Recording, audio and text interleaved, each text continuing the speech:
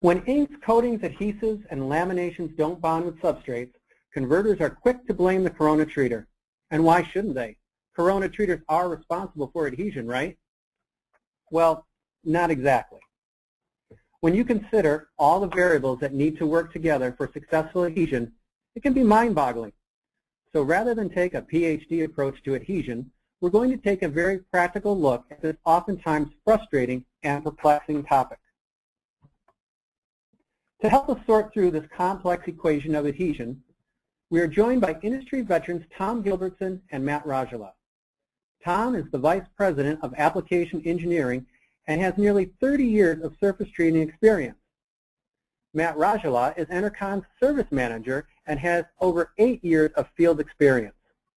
Today they're going to dig into areas including the relationship between watt density, dyne levels, and adhesion, review common application issues such as backside treatment and undertreatment, talk about the triumphs and pitfalls of dyne levels. When things go wrong, they're going to tell you what's the most important question you should ask. And of course, they're going to talk about when to blame the corona treater. So let's get started. The webinar title, Blame the Corona Treater, came about after discussing the types of phone calls Tom and Matt receive on a regular basis.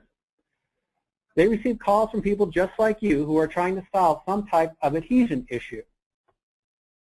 Tom and Matt are very good at helping customers troubleshoot these issues.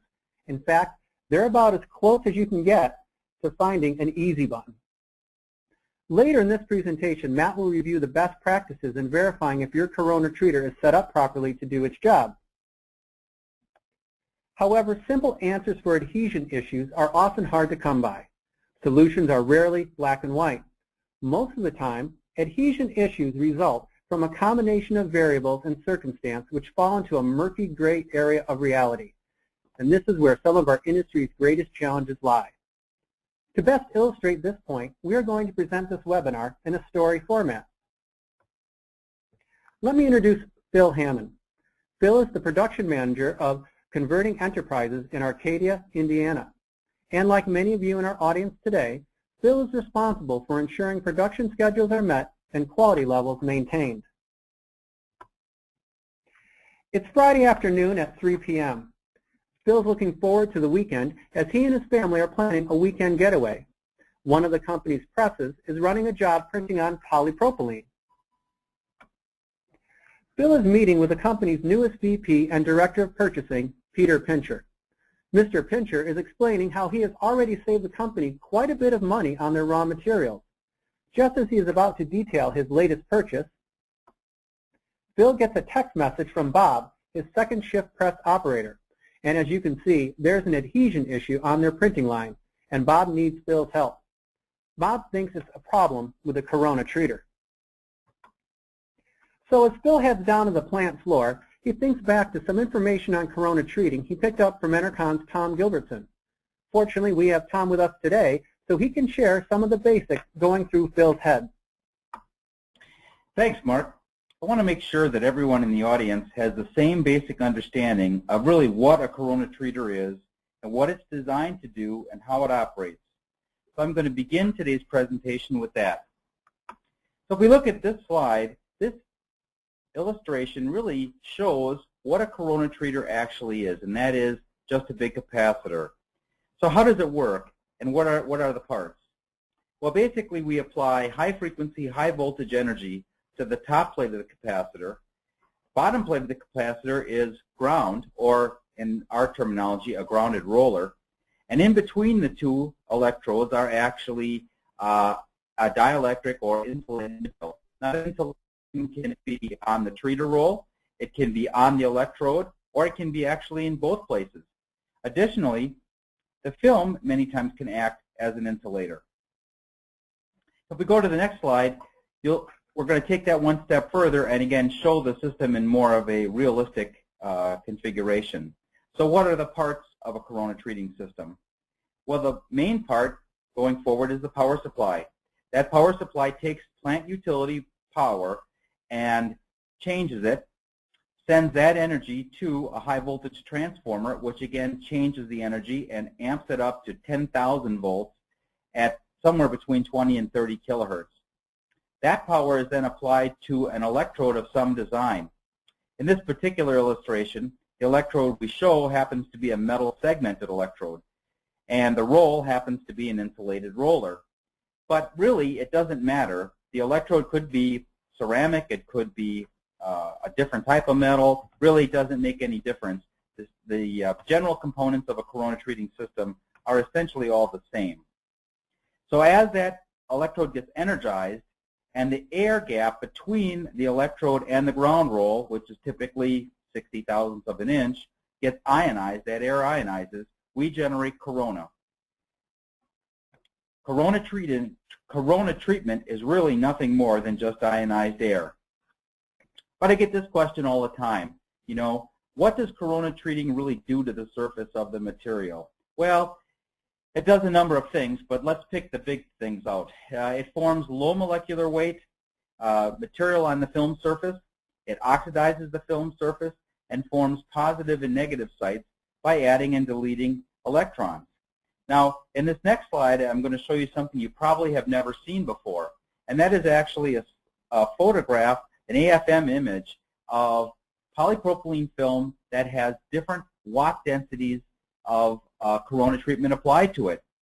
So in the A photograph, you'll see that the substrate looks pretty flat. You know, certainly some variation on the surface, but relatively flat as compared to the increases in watt density as you go forward to the B sample at 1.1 watts, to the C sample at 1.93 watts, and then all the way up to the D sample at 2.7 watts.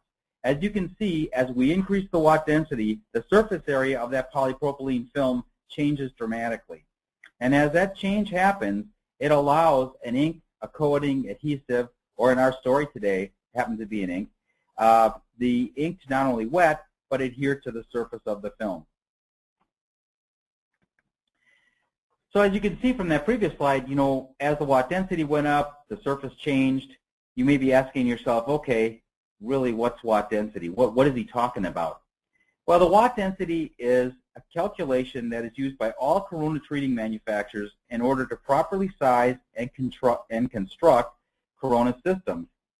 The formula is a measurement of power divided by, power in watts divided by the amount of film that goes through the treater per minute.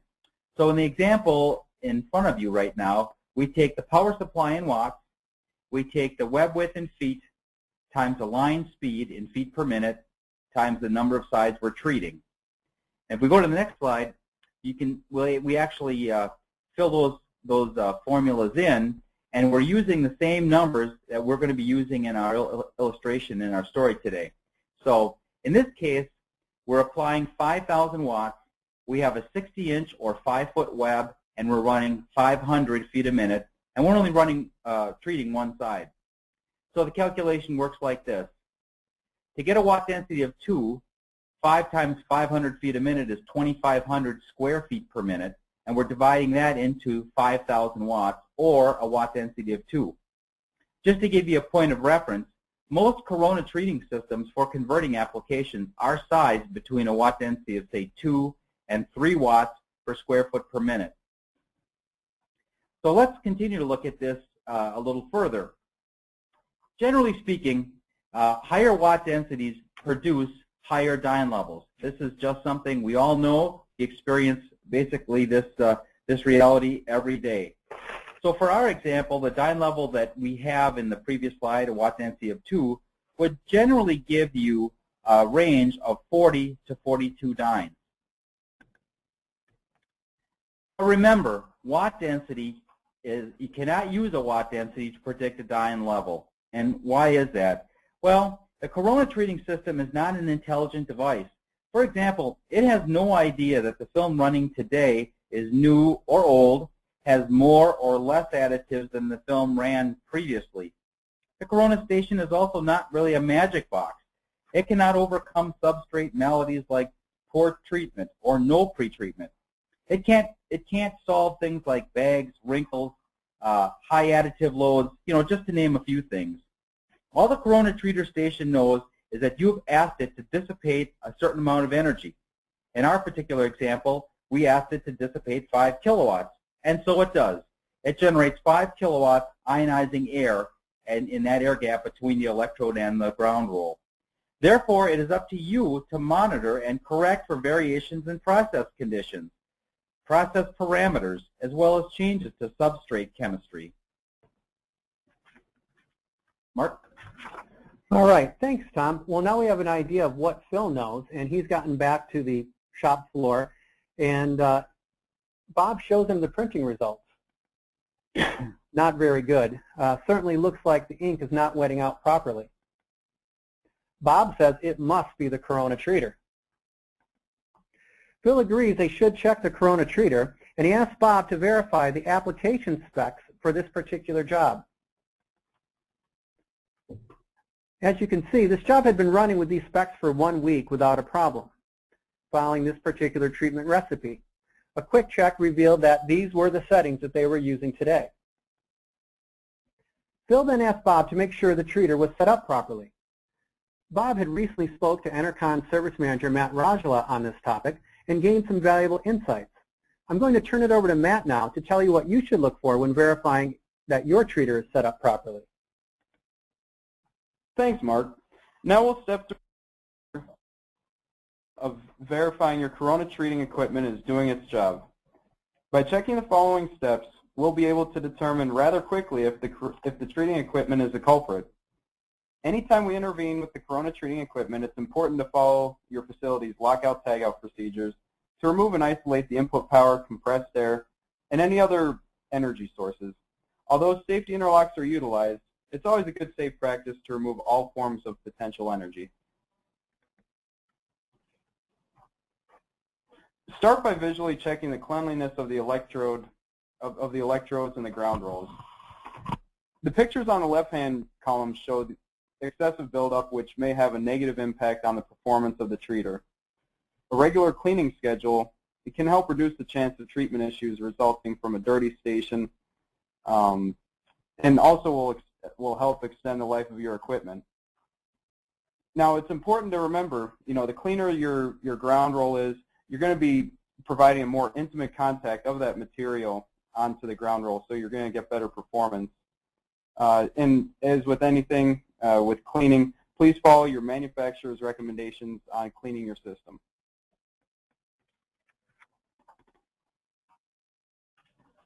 All right, the next area to check is the electrode gap. The normal electrode gap should be about 60 thousandths of an inch or 1.5 millimeter between the ground roll and the electrodes. It's important to check the consistency of this from end to end. A consistent gap helps ensure that the power being dissipated is even across the width of the material that's treated.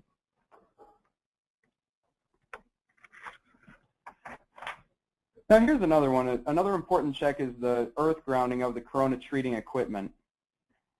This can sometimes be overlooked since it's human nature to trust the equipment is grounded through the frame mounting.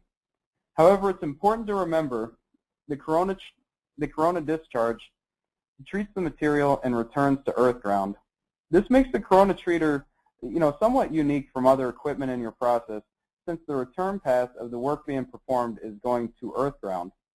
Therefore, I wouldn't necessarily trust grounding such an integral part of the process through painted frames, painted surfaces, bolts, screws, and things like that. On the other hand, we recommend a solid earth ground wire terminated directly to the power supply, directly to the high voltage transformer chassis, and directly to the treating station. Now, and this is something to keep in mind because this applies to any Corona treating system. Right here shown is basically all the basic components of any manufacturer Corona treating system. And just make sure that you do have a good solid earth ground connected to each one. Now, on the right-hand side of this slide, it shows a picture of the ground brush making contact to the journal of the ground roll. Please make sure that this is making good electrical contact because this is a wear item. As that roll rotates, that ground brush is gonna wear. So, good regular inspection there. Another area to check is this picture shows an electrode assembly flipped open with the high voltage wiring exposed near the left side. Now it's important to confirm that all high voltage wiring is isolated either through Pyrex or shrouding, or basically just good physical clearance between the high voltage wiring and any other neighboring wiring, metal, etc. Check for any signs of arcing. Inspect all of that, the entire pathway of the high voltage wiring, and arcing will generally be indicated by signs of carbon tracking, severe discoloration of the wiring, etc. Although high voltage arcing doesn't necessarily qualify for the issue Phil is facing in our story, it can lead to intermittent skip treat type patterns with areas of treatment and no treatment, and even possible equipment failures. So definitely a good area to check. Here's a list of some other items to check. As you can see, the first three in our list are various manifestations of web handling issues, which can lead to backside treatment, poor treatment, etc.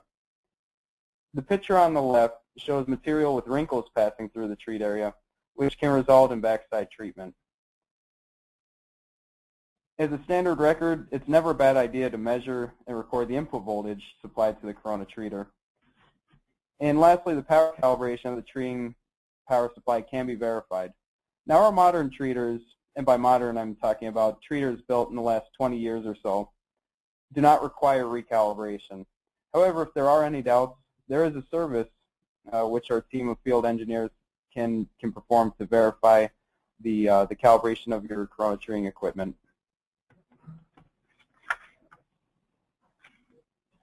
Now, after everything's been checked out on the Corona treating system, it's time to remove the lockout tagout devices and return the system to safe, reliable operation.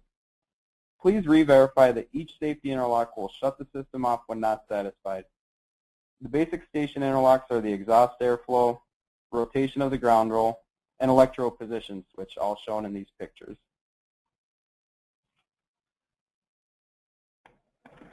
Thanks, Matt. Bob follows Matt's procedures and verifies that the treater is set up properly. However, one item that did need checking was the air gap. Bob notes that the air gap was slightly off, so a correction was made. Phil asked him to start the press again. The wetting results were still poor and a long way from getting good adhesion. Adding to Phil's frustration was a text sent by Peter, who was concerned that the press downtime would erode the company's profits. Next, Phil asked Bob to check the dyne level after treatment. Now, assumptions made based solely on dyne level readings can be a treacherous path. As Bob checks dyne levels, Phil thinks back to an Enercon webinar he attended on the triumphs and pitfalls of dyne levels. We'll let Tom Gilbertson bring us up to speed on what Phil knows about dyne levels. But before I do, a quick side note. Tom happens to be a Triumph automobile aficionado, and the photos of the red car on these slides are actual photos of Tom's vintage Triumph. Well, thanks, Mark. Dyne level is just like your blood pressure. It provides an indicator of your chance of successfully printing, and that's really what's happening in this scenario. Phil asked Bob to go ahead and take a dyne test. Let's see where you're at, and that is a great starting position. But remember, dyne level is just an indication. You could be on the right path. At the end of the day, Phil's customer doesn't care what dyne level the film is, but rather cares about the printing appearance and whether the ink stands up as expected. It is not uncommon in my experience to have a client report that the dyne level shows no change, but yet adhesion and appearance are acceptable to the client. The test method and training are important insofar as recording and measuring dynes. So let's talk about that. In this slide, you see the dyne test results using two different methods. On the left of the slide is the result using the standard ASTM test method of a sterile cotton swab and dyne fluid. In the lower right, the dyne test is using a Meyer rod. The cotton tip swab is the most convenient, and many of you use that or you're using a dyne pen. The Meyer rod method is more accurate and can be much more repeatable, and that is really important. You'd like to have your dyne testing done so that the results are repeatable over and over. So how do you do that? Well, let's go back and start at the cotton tip swab, or for that matter, even the dyne pen method. It's used on the convenient, but is also many times used inappropriately. By that I mean the pens are old, they're contaminated, the measurement, the way it's measured, and the time that they look at of the dye solution when it's applied to the substrate isn't really very accurate, and so therefore the end results aren't very accurate.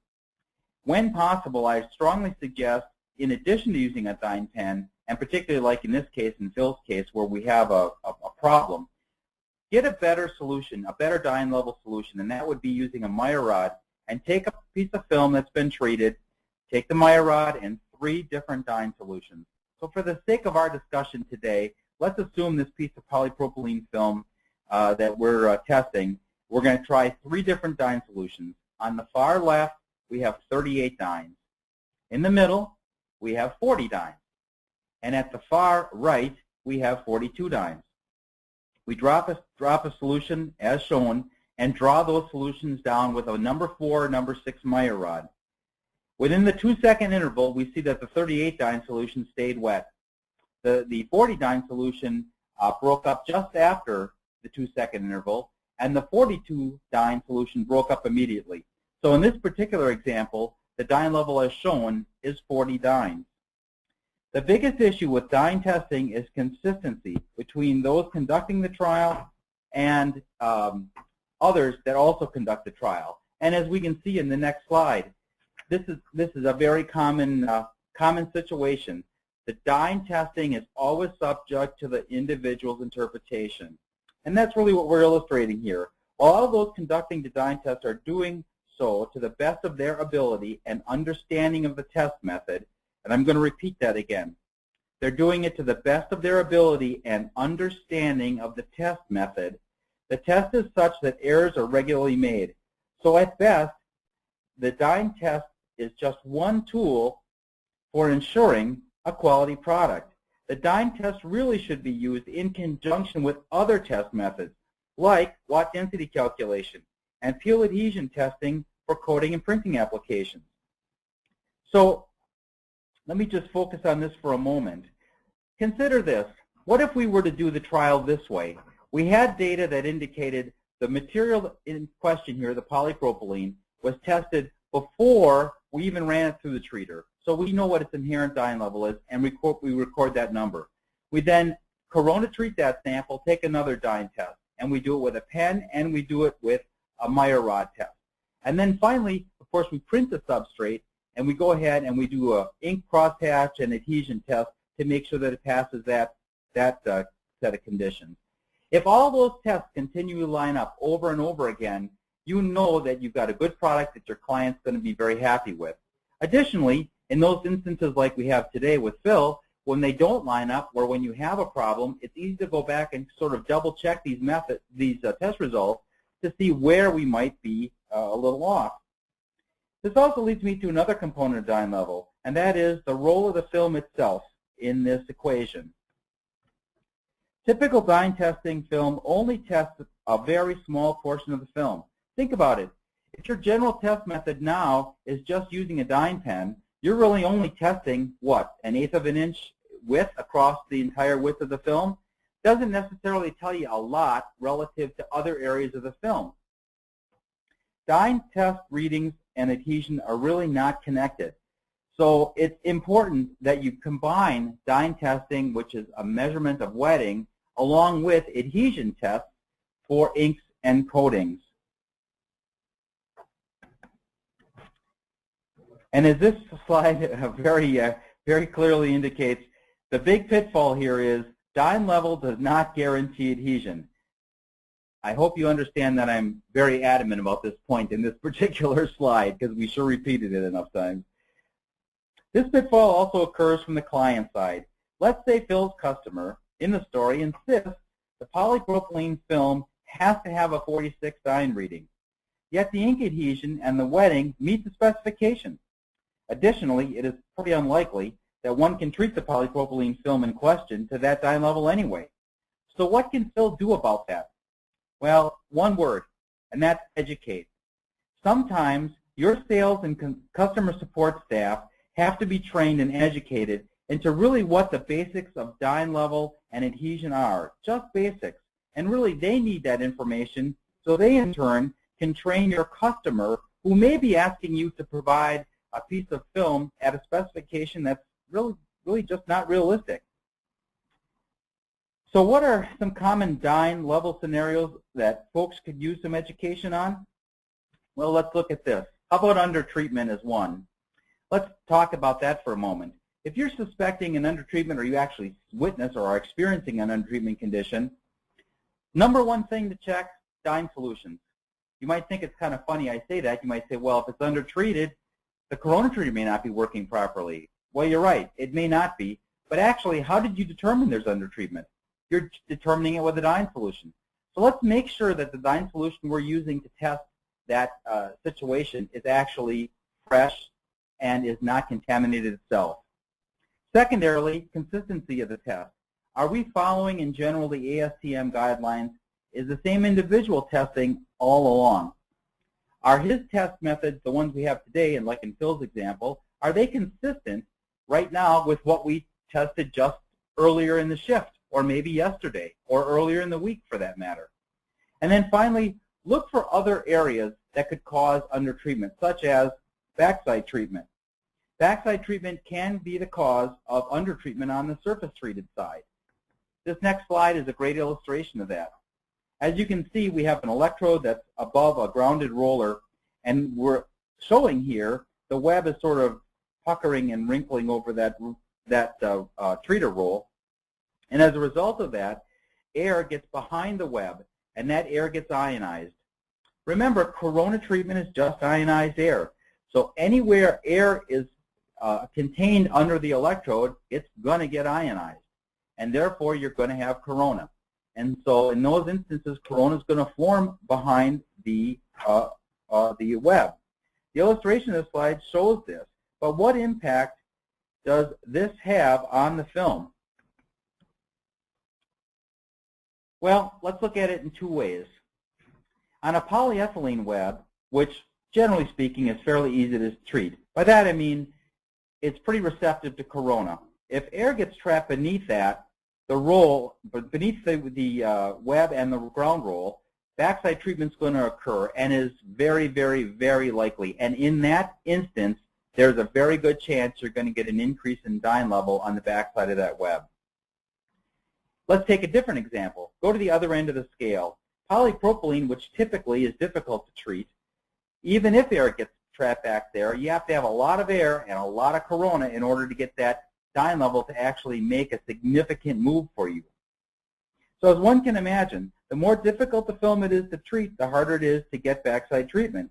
That doesn't mean that you can't get backside treatment on polypropylene film. It just illustrates the importance that the particular web or substrate has in this scenario. So that said, let's look at an action that can be taken to solve backside treatment. Well, let's assume the problem comes from wrinkles in the film. Well, the first thing you want to do, obviously, is flatten the film on the ground roll. So how do you do that? Well, the easiest way to start is just by checking the film itself. Is the roll that you put through the system right now, does it have any defects in it? Do you have a web that for some reason has a baggy center or baggy ends? Maybe there's scallops on the ends of the roll. The corona treater can't really solve that problem, and so therefore, as those defects move through the treater, air is going to get behind the web, and that air is going to be ionized, and you're going to get backside treatment. But let's assume for a moment the web is a good web. It doesn't have any defects in it. It's relatively flat, and it's conveyed through the treater roll. Well, what kind of web wrap do you have on the treater roll? Most manufacturers of corona treating systems insist on at least 180 degrees of web wrap, and that means that you have enough web wrap on the roll so that air doesn't get behind the web, number one, and number two, you have enough surface area to drive the roll and turn it at line speed. If those things also check out or don't check out, another place to look is just your web tension. Are you applying enough web tension so that the movement of the web and the ground roll is at the same speed?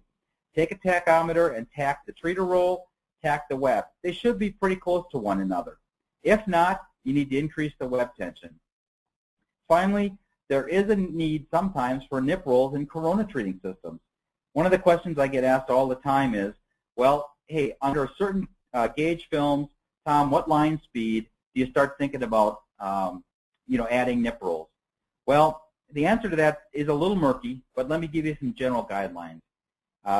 When I get an application where a client is asking us to treat films that are relatively thin, 48 gauge, maybe up to a mil, and they're running speeds of 700-800 feet a minute minimum, and then they go up from there.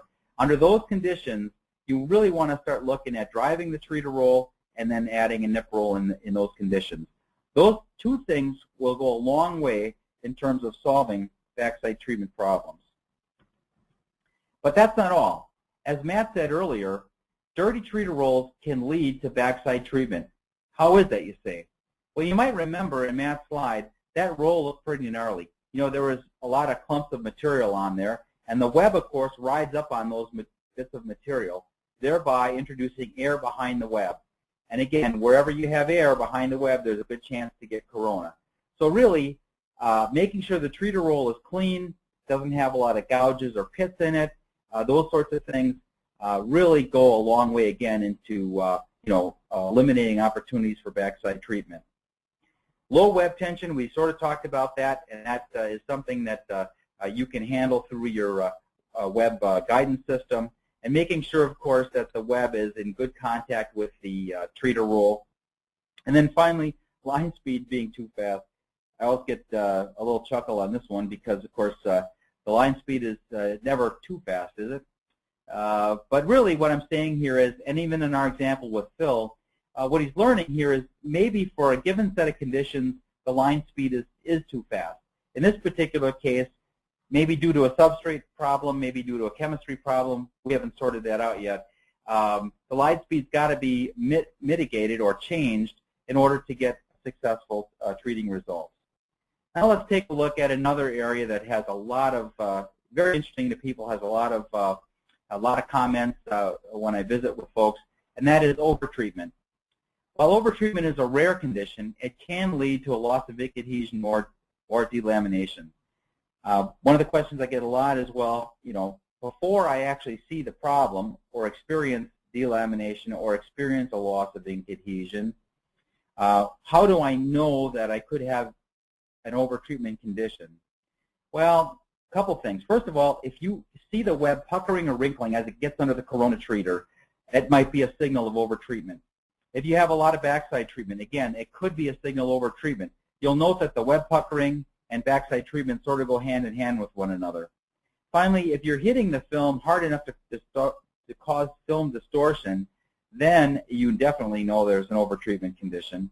And then finally, sometimes your customer will tell you, if you're selling roll stock to a client who's going to take that printed goods and form it into a pouch or bag, and he's reporting heat seal failures, that might also be an indication of overtreatment and backside treatment.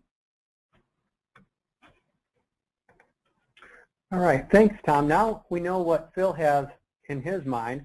And back on the shop floor, Phil has found that, in fact, the dyne level is lower than expected. He asked Bob to run the line at lower speeds to see what dyne levels they'll get. Just then, Phil's phone buzzed again, and he received another text. Just what he needed, more pressure to find out what was going on. Bob reran the dyne test at different speeds with the following results.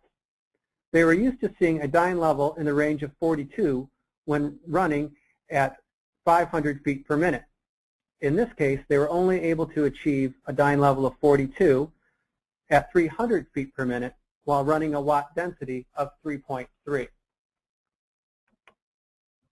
Phil knew the treater was properly set up and it was having an effect on the dyne level, but not as much as they were accustomed to seeing. So they decided to try printing at a lower speed. The results improved. In fact, they could run the press at 350 feet per minute and get acceptable printing. But something still bothered Phil. Although they were now successfully printing, something was still not right. This press had worked flawlessly for over a week, and then Phil asked the most important question of all. What changed? Bob was a little bit of help in this case, as he shared a key fact about the film he had threaded into the press. It had just come from a new shipment. Phil knew he was onto something here, and he asked Bob to check the film's starting dyne level as Tom had once recommended. The new film had a lower starting dyne level than the previous run films. Tom, can you take a moment to share some of the factors that might cause a change in dyne level of film? Yeah, Mark, I can. There are essentially 4 factors that can affect the dyne level retention of a particular film substrate. They are time, humidity, additives, and film contamination. So let's go through these one at a time and talk a little bit about each one of them. First of all, let's talk about time. Time, meaning the older the film gets, typically the dyne level will decay. And this is something, again, we all see, it's all common.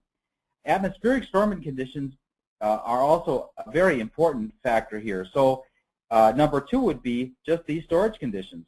Films that contain blooming agents that are stored in hot and humid conditions typically see faster decay rates.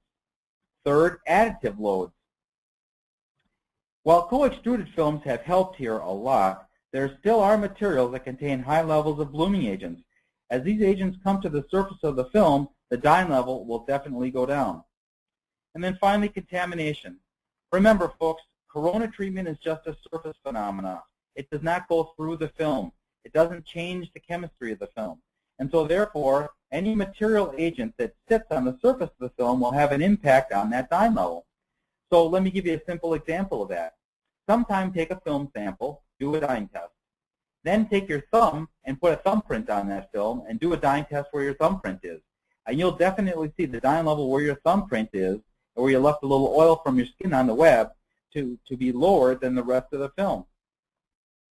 So really, what's the solution here for converters?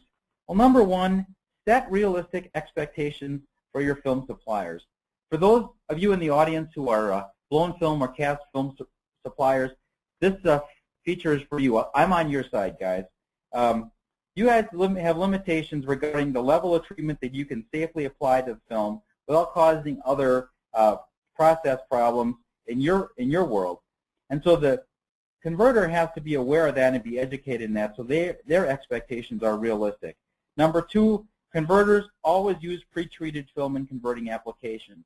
In our example here, the film that we're dealing with has a low starting dyne level. That is a problem relative to this printing application. Now, it may be that Mr. Pincher got a great deal on this film and had no idea, of course, that the dyne level was reduced.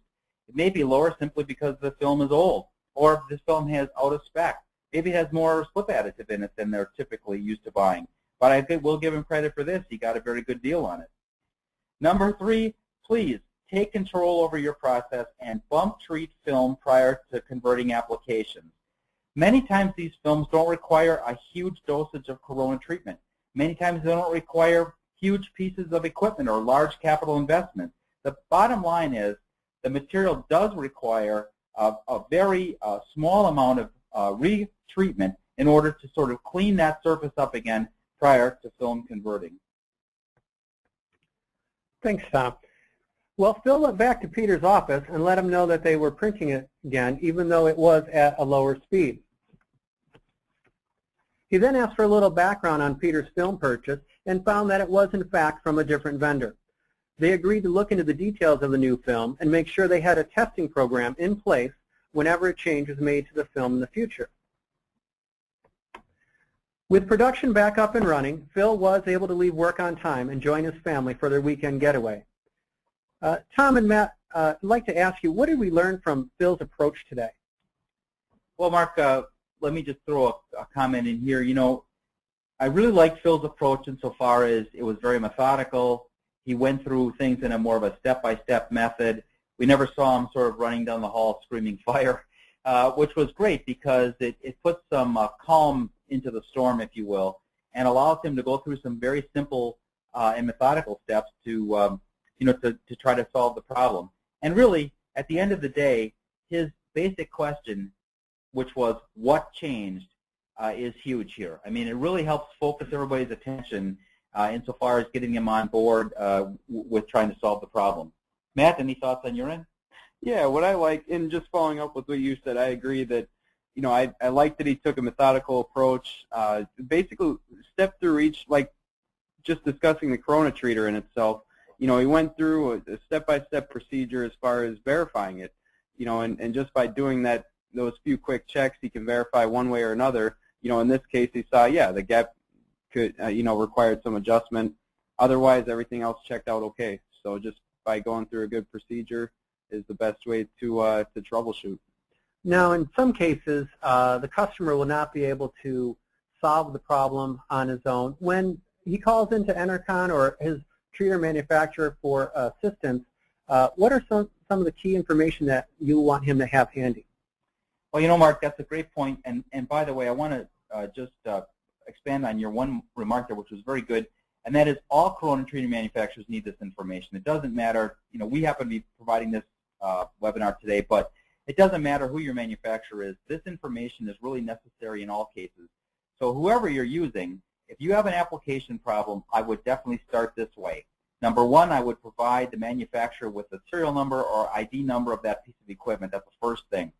Number two, give them application data. And what I mean by application data, I mean let them know how wide of a web are you treating? What is the web? What kind of line speed are you running? What kilowatt setting are you at?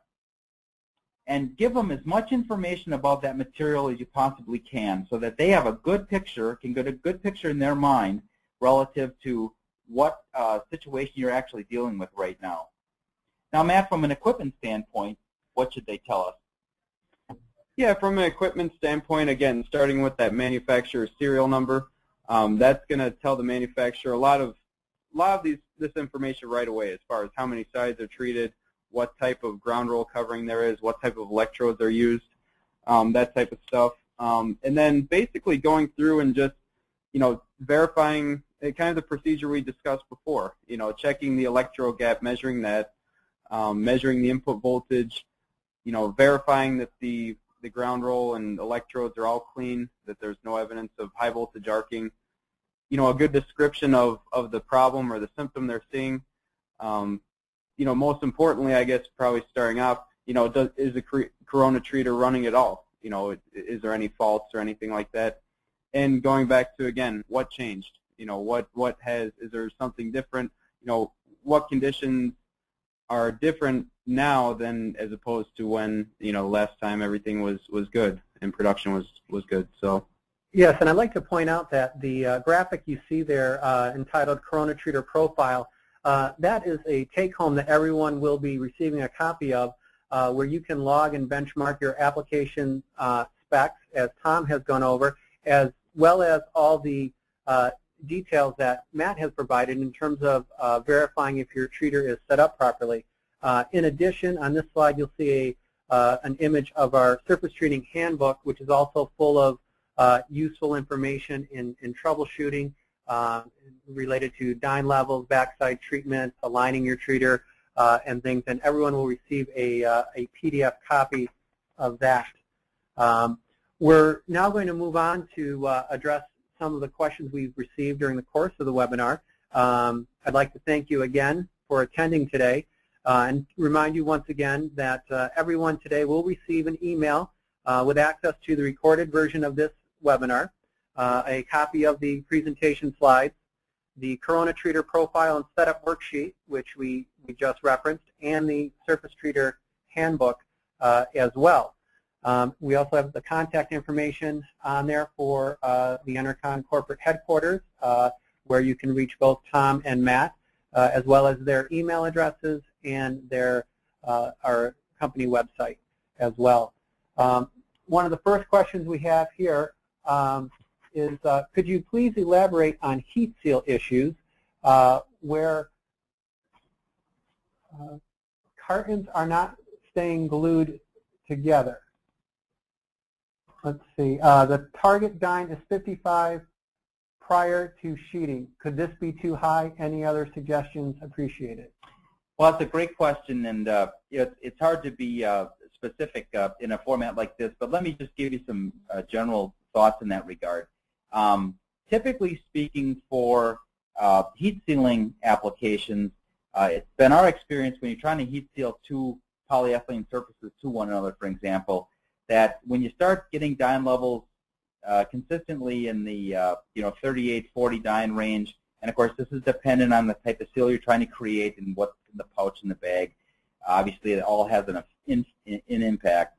But typically, we start getting some warning signals when you get in that 38, 40 dyne range. We start seeing an increase in complaints of heat seal failures. So a general rule for us for polyethylene heat seals is we try to keep that backside surface at 36 or less whenever we can. In your particular example of a carton application and a hot melt glue, for example, 55 seems pretty high to me.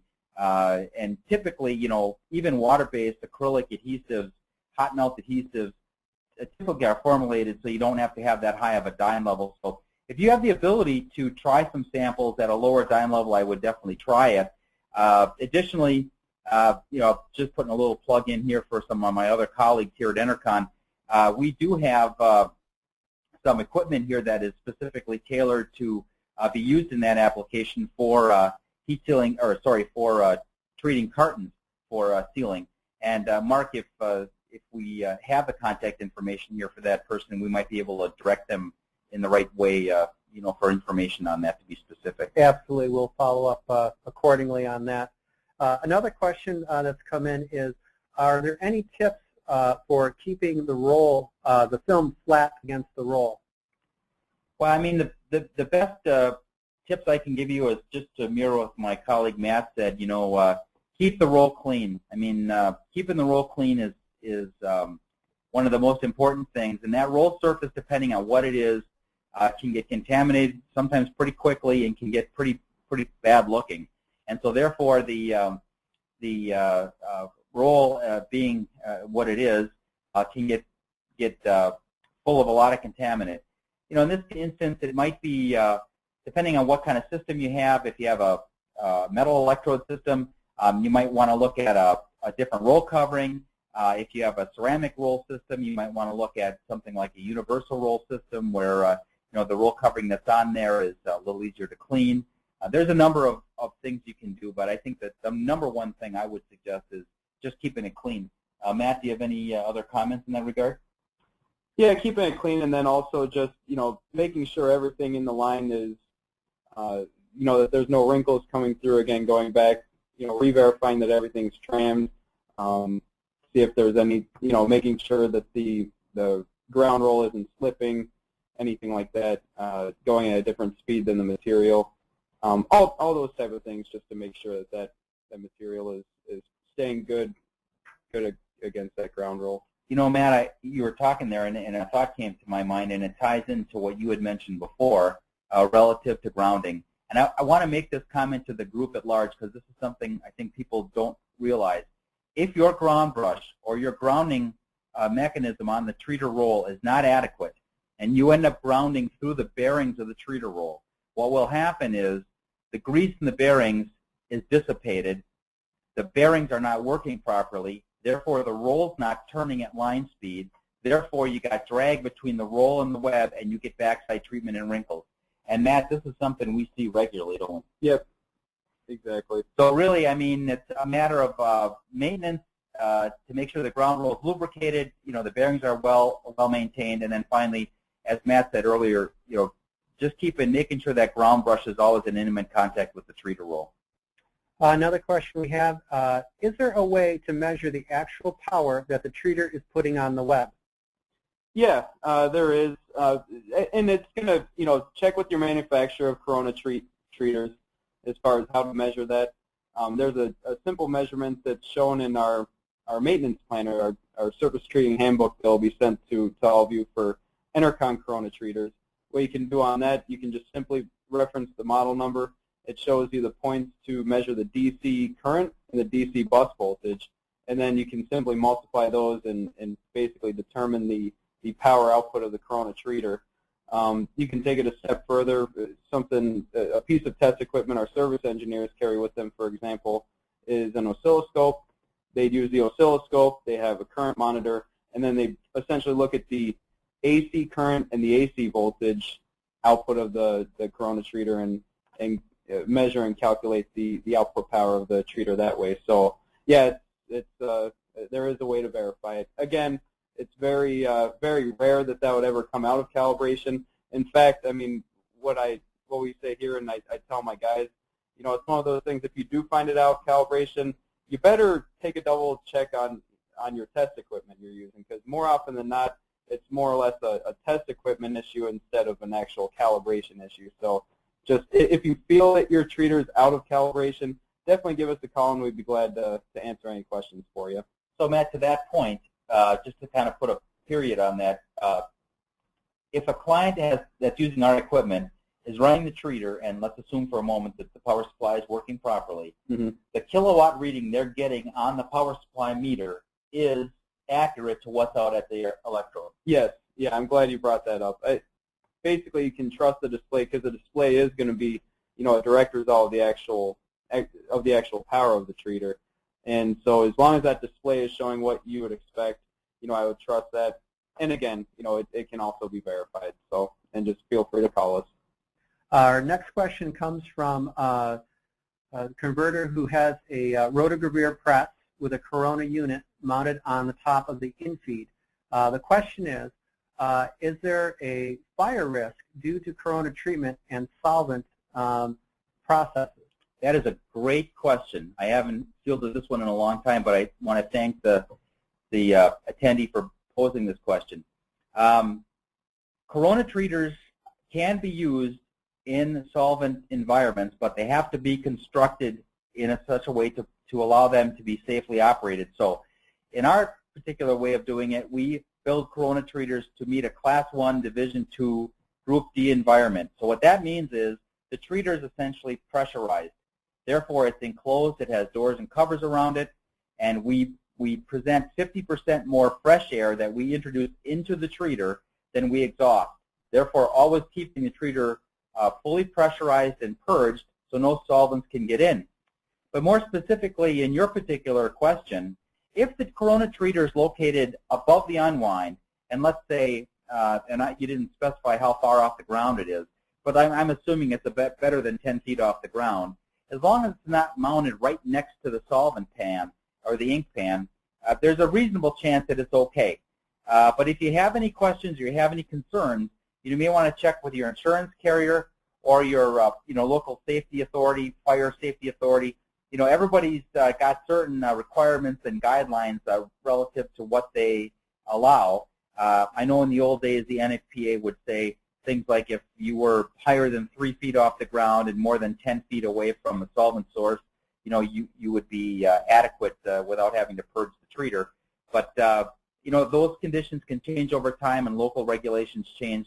So I would definitely just check locally with your authorities and make sure that you're within, within their guidelines. All right, we've got time for a few more questions. Question, can I treat a chemical-coated film, and how can you measure the dynes of a chemical-coated film?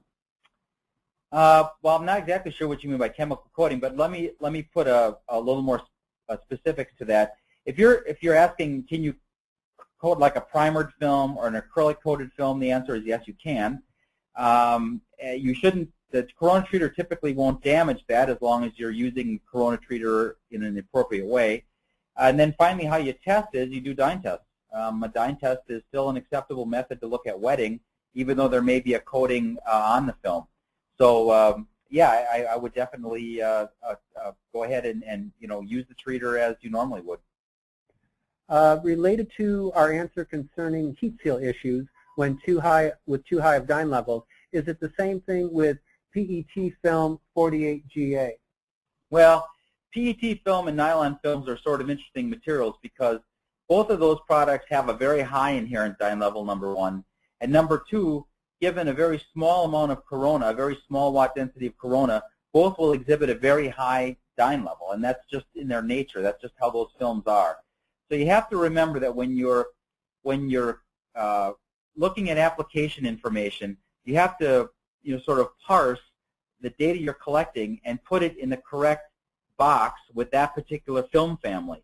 So in other words, the family of polypropylene films you get a certain treatment condition. The type of polyesters, nylons, styrenes, those sorts of films, you get a certain treatment profile with those, and they really don't necessarily conform or comport with the same kind of film or the same results you get with polyethylene film. So really you have to sort of segment those based on the film and look at them in that light. Thanks, Tom. We've got a question regarding watt density and the calculation. There's two questions. One is, do you use the film width or the treater width to calculate it? And also, are there any devices that can be used to automatically calculate it online? Well, there are devices that automatically calculate it. All major manufacturers of corona treating equipment offer watt density controls. And if you're a converter and you're printing, coating, or laminating, I think it's a must-have in your particular scenario. Film extruders, on the other hand, there's arguments either way whether a watt density controller is of value. But for converters, definitely it is a big recommendation. Now, to the other part of your question, and by the way, an excellent question, it depends on the type of electrode setup you have. If you have a fixed width electrode, regardless of whether the electrode is metal or ceramic, if it's fixed width, meaning you never change it, you calculate the watt density based on the length of the electrode.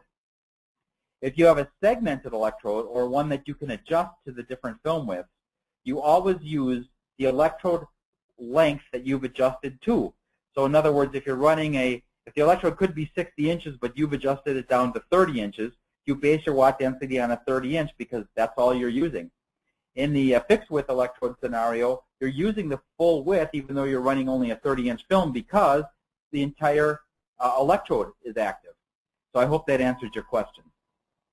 Thanks, Tom. We do have a few people who have raised some questions regarding our atmospheric plasma surface treating technology.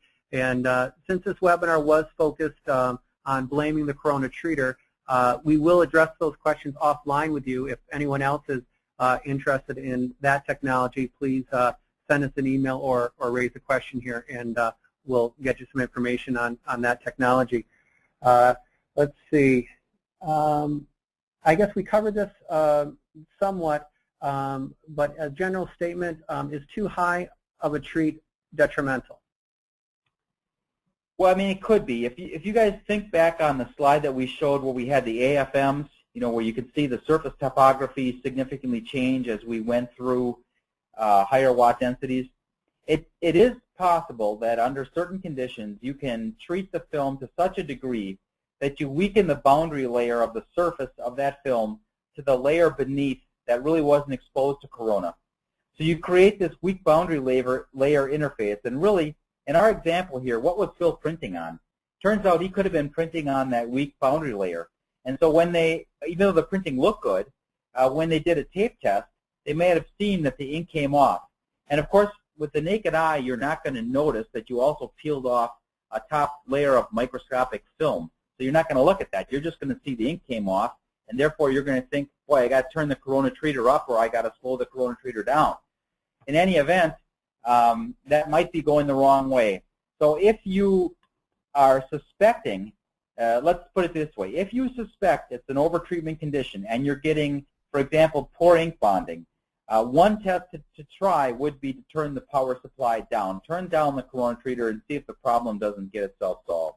Matt, we had a question earlier regarding the cleaning of the rolls and the electrodes, and the question regarding, are there any special cleaning materials that you need in order to do that? Sure, good question. It depends on what type of electrodes or ground roll covering you have. For example, if it's ceramic covered ground rolls or ceramic electrodes, any type of household ceramic cleaner can be used. Any type of kitchen and bath type ceramic cleaner is just fine to use. Anything with maybe a little more grit to it, maybe like Comet or something like that, can be used. Use a Scotch-Brite pad to kind of work that solution into the ceramic, and then basically follow it up with the isopropyl alcohol rinse, isopropyl alcohol and clean rag, and that should be fine for the ceramic. For any ceramic coated, like I said, ground rolls or electrodes.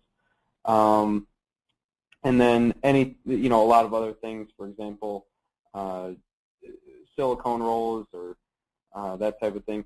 Usually just a very, very mild soap and water is fine to clean that off. But any specific questions on your system, I'd be glad to answer.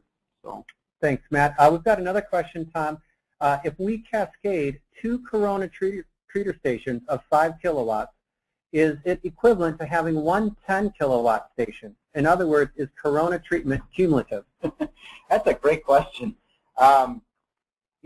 Really, it's really about dissipating power onto the web. So I guess in a manner of speaking, it is cumulative in that point, meaning that you'd be hitting the film twice at the same watt density.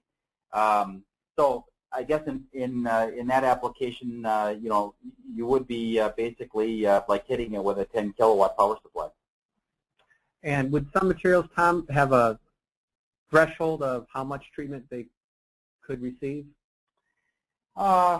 Well, I think it's not so much a threshold they can receive. They might be able to receive a whole lot of treatment, but it's really what the result of that treatment is, meaning if I treat it so hard that I distort the film, I still could get ink wetting, I still could get ink adhesion, although you may not be able to adequately print that substrate or, for that matter, provide it to the customer. So it really goes hand in hand with the application. How much treatment is required or is needed is really just a function of what does it take to get, like in our example here, what does it take to get the ink to actually stick and wet?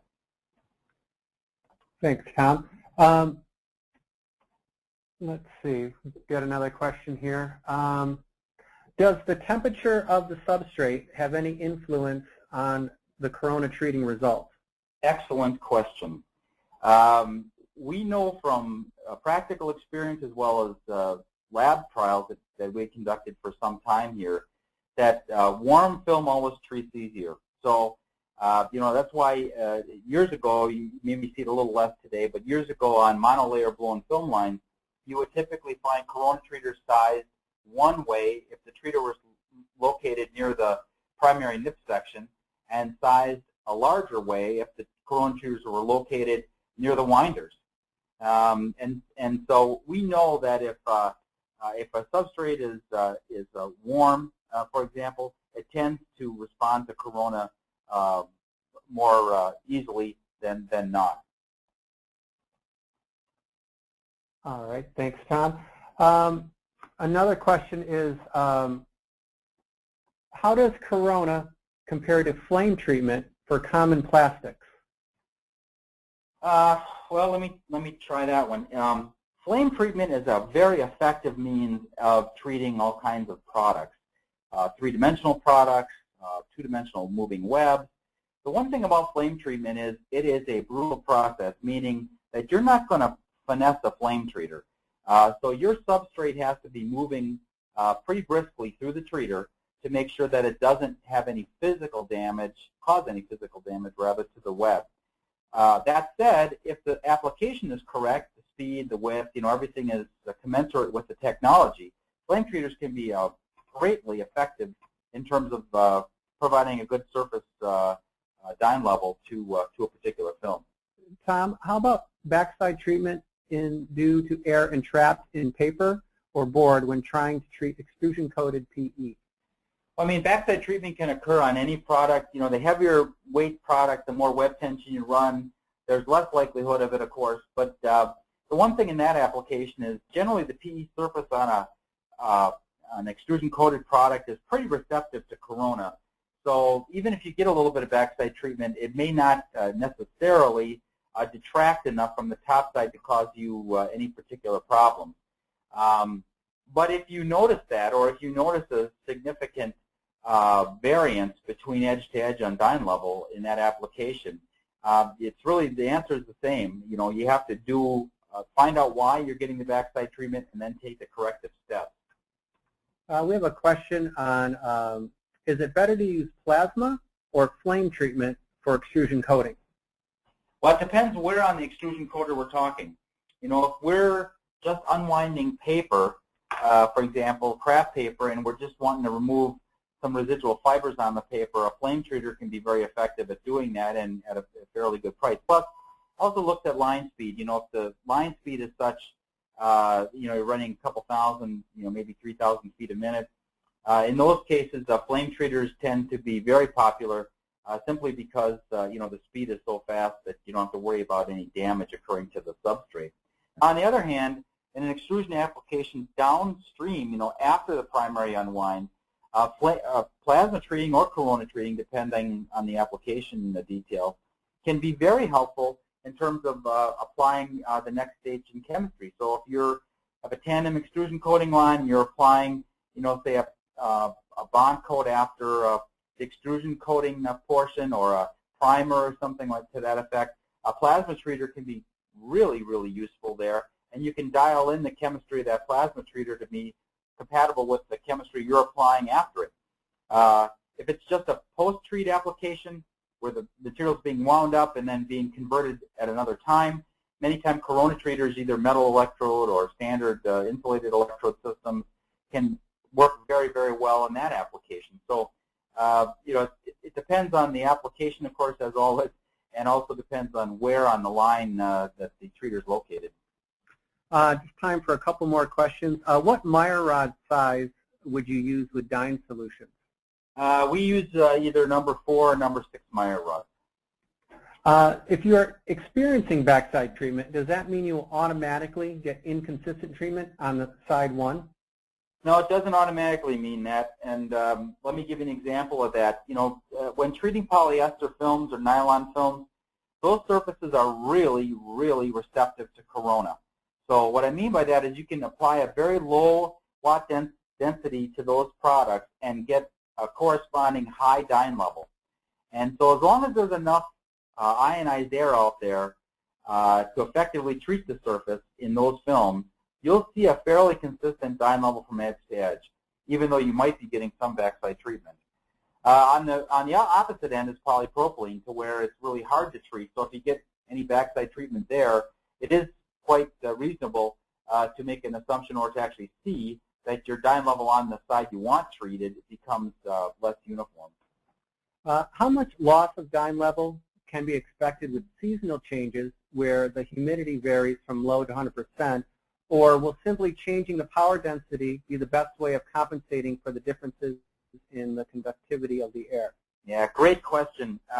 There's no set answer to that, and where you're going with that, listener, is a great place to go. That is, maybe in those instances you need to bump the watt density up a little bit, because there's a lot of variation going on at the same time. Not only do you have a variability in atmospheric conditions, you're going to have variability in your other process conditions. Also, there's variability that's going to happen in the film. So in order to try to, get ahead of the game there and compensate for that as much as you can, maybe just bumping the watt density up half a watt per square foot per minute or something isn't a bad strategy there. Thanks, Tom. Thanks, Matt. And thank you to our audience. We appreciate your time you spent with us today.